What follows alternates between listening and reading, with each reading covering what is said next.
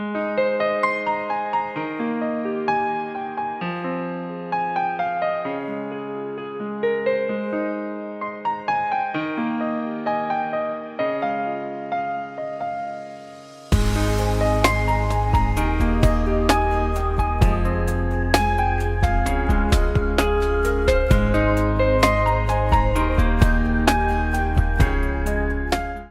actually honored to be among this august panel, and what I would try to do in the next few minutes is to share some humble views about the classic problem of bringing innovation, ideas, R&D, new things, new ways of doing things with capital. Because if there is no money, as Mrs. Wijayasuriya mentioned early on, if there is no money to fund the best of ideas, those ideas will get left behind. So therefore, when we are on a path of accelerated growth, and Mr. Nivad Cabral spelled out such an exciting journey towards 2020, it's a fast journey. There's no time, no room to make mistakes. There's no room or capacity for slow cars on this highway. So therefore, it's very important that we are all invigorated, we are all fueled with the right resources, and we select the right opportunities and select the right methodologies to take our country to 2020 efficiently. So the first step in moving rhetoric to reality, I believe, is to have a clear vision of outcome. Why are you doing something? And this morning started off with Mr. Cabral's very clear articulation of the why. There were outcomes on nearly every single slide, ranging from outcomes related to socio-economic development, to economic development, to industrial development. So I think we can all take great comfort from the fact that the leadership of this economy is actually articulating a vision in terms of very clear outcomes. So when it comes down even to research and development, in any of the focus areas that Honorable Minister introduced, I think it's important for us to have a clear view of what are the measurable outcomes that we want to achieve on each dimension. Now, once we have an outcome in mind, it for one articulates why we are doing something. Second, it also provides us a method of measurement, and also it gives us the opportunity to question whether we are using the best method of achieving that outcome.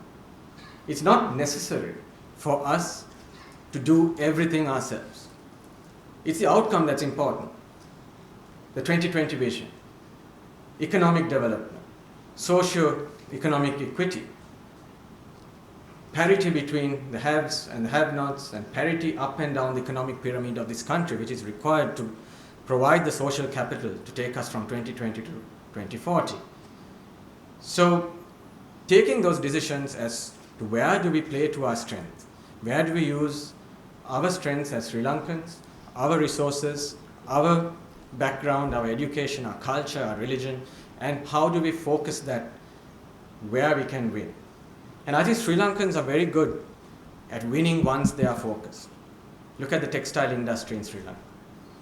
Very narrow. It started off so narrow, but had the credentials of being focused. Today, one of the world leading textile apparel industries in the world. Look at cricket. Again, we focused. And today, Sri Lanka is almost unbeatable worldwide with a population of just 20 million people. So I think even in science and technology, in research and development, it's important for us to focus. If somebody else can do a particular piece of a process, a particular phase of innovation better than us because they have some lead in the global economy, because they have more people, because they have larger scale, larger markets, because they are higher up in the technological ladder than we are, let them do that.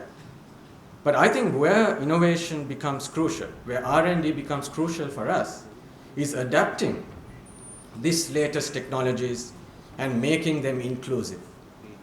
Making and transforming global technology into a way which every single Sri Lankan can enjoy the fruits of that technology. And I think Honorable Minister stressed this point, that social equity is a fundamental tenet of achieving this grand plan. If we don't have social equity, some will be left behind, and that would create unrest, that would create various divergences, which we would otherwise have to get distracted about. So adapting and using the principle of inclusion in everything we do, I think, is where our ingenuity needs to come into play. What is inclusion? Inclusion is making whatever you create available and affordable to as many people as possible. Exclusion is about making what you create available and affordable only to a few. Two very distinct approaches to R&D, to development, to innovation. And I believe as Sri Lankans, where we are in this accelerated journey, we should focus on R&D for innovation. Now, once you have this outcome very clear, then you need two ingredients to achieve that outcome. One is investment, and the other one is execution capability and execution capacity. There again, I think it's important for us to recognize that we need to focus our execution capacity. Sometimes less is more. Doing a few things perfectly, being the world leaders in a few things, is better than being mediocre in multiple things. And once you have your execution capacity, the education system Mr. Veeratunga spoke about, building capacity across all spheres, and once you have this ingredient in place, then you would ask, where is the money? Investment needs to be there. Now, investment comes from multiple kinds of investors. There are financial investors, there are strategic investors, there is the government, there are not-for-profit investors, and across all these, other than government, of course, across all these, you have foreign investors and you have domestic investors. So these animals called investors have different orientations and aspirations with regard to what they want to achieve by investing. We should recognize that not every investor wants financial return. Some investors would be seeking public good. Others would be seeking to achieve socio-economic development. Others would have altruistic causes which they are supporting. Now, that brings us to an important concept that Honorable Minister mentioned, that of sustainable development. It all fits very beautifully into the three pillars of economic growth, of socio-economic development and social equity and parity, and environmental development. If you look at the aspirations of any investor class, they would have a mix of these three. Some might be 90% economic outcomes and 10% socio-economic and zero for the environment. Others might be 90% for environment, 10% for something else. So in planning an investment framework, I think for each of the projects, let's call it a project, an initiative, an idea, for each of these, we must be clear on what type of investor we want to attract. And how do we select the type of investor? It is by matching the outcome profile of that particular initiative. Is the outcome that you desire only public good? Or is it a combination of socio-economic development and economic profit to the investor? Or is it purely for the environment? And if you draw a little map, for every single initiative, you could characterize that initiative by these three dimensions.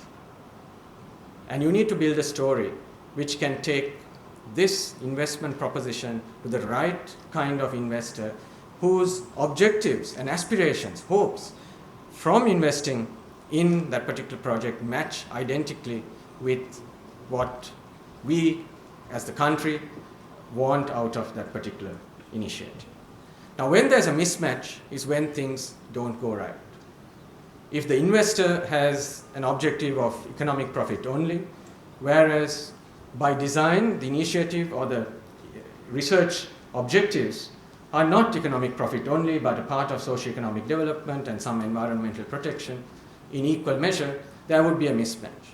So I think in planning an investment framework, we need to work together to be sure that every single initiative we take is paralleled and mirrored by profiling each investment opportunity according to their objectives and then make it look attractive market it, to use a common word, market it to the right investors. Some would be NGOs, some would be corporates, some would be strategic investors, some would be MNCs, some would be local corporations looking for public-private partnership, etc., etc., etc.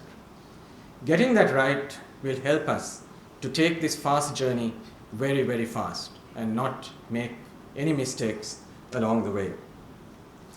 Now, I can draw from my own experience. I'm not sure in what capacity I'm here, assuming I can say something about the telecom industry, and Mr. Veeratunga is chairman of the Telecommunications Regulatory Commission, so I'm sure he'll support me in what I'm saying.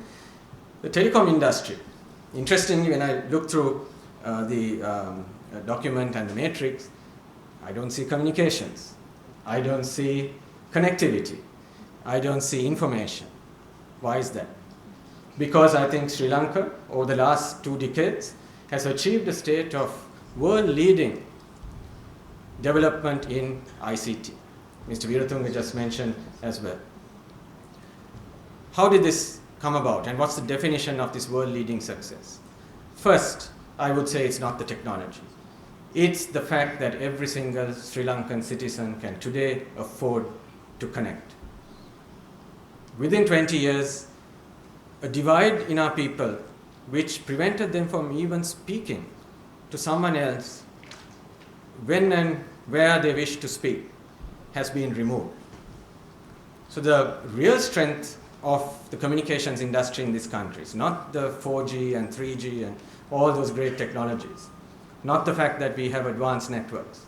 It is the fact that Sri Lanka's telecommunications sector, led by progressive administrations and regulators, have directed research, directed innovation, directed development, not towards creating hardware or creating telecom equipment of our own, but directed our efforts to make these services applicable, relevant, available, affordable to every Sri Lankan citizen. That is R&D. And today, we've had the good fortune of working together with the central bank and the telecom operators in Sri Lanka now even offer money transfer services from their phones. You can pay for goods and services. So any disparities in terms of financial inclusion are also being bridged. And there'll be wave upon wave of using these technologies through research and development to make them affordable and applicable to a lot of people. Today, microinsurance on the mobile phone, our company alone has 400,000 people who have taken an accident cover at 1 rupee a day. I don't know whether it's sad or positive news to say that within the first year, we lost 15 people who were subscribed to this insurance. They pay 30 rupees a month, and trishaw drivers, building workers, fishermen, deceased during their daily work. And they all got 1 million rupees, or rather their families got 1 million rupees. So by the research and development and product innovation around this simple concept, the benefits of a financial service such as insurance was taken beyond the traditional segments in which insurance was available to the rural masses and made their lives better.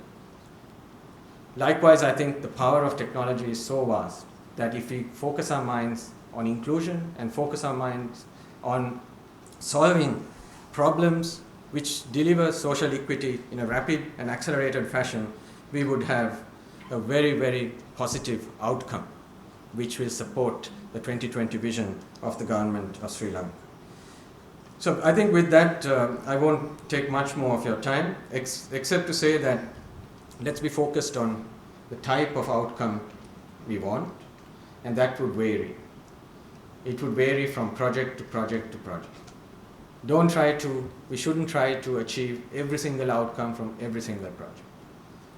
And once you have that clearly articulated, then look for the investor segments, ranging from government to non-government to strategic investors to financial investors, and matching their risk appetite and their aspirations and interpretations of financial or non-financial outcomes.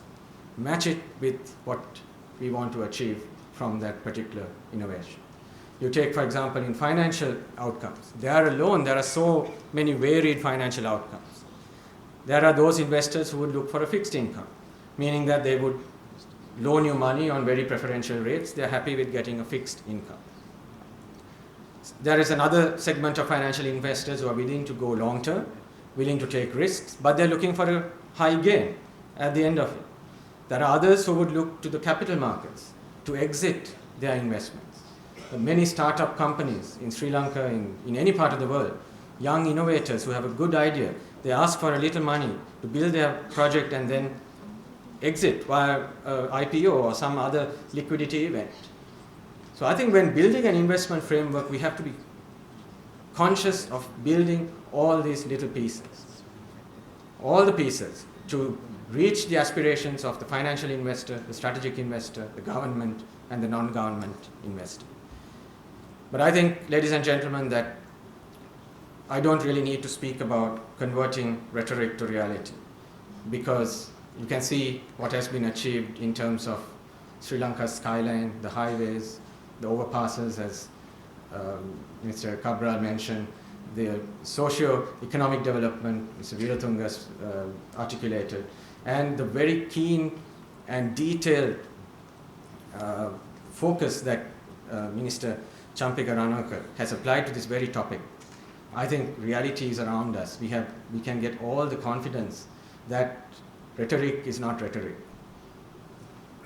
Starting from the chief executive of the country, they have put promises and they're delivering promises. They're not worried about placing their promise on measurable outcomes. And I think as Sri Lankans, we all need to join that journey and be prepared to commit to measurable outcomes.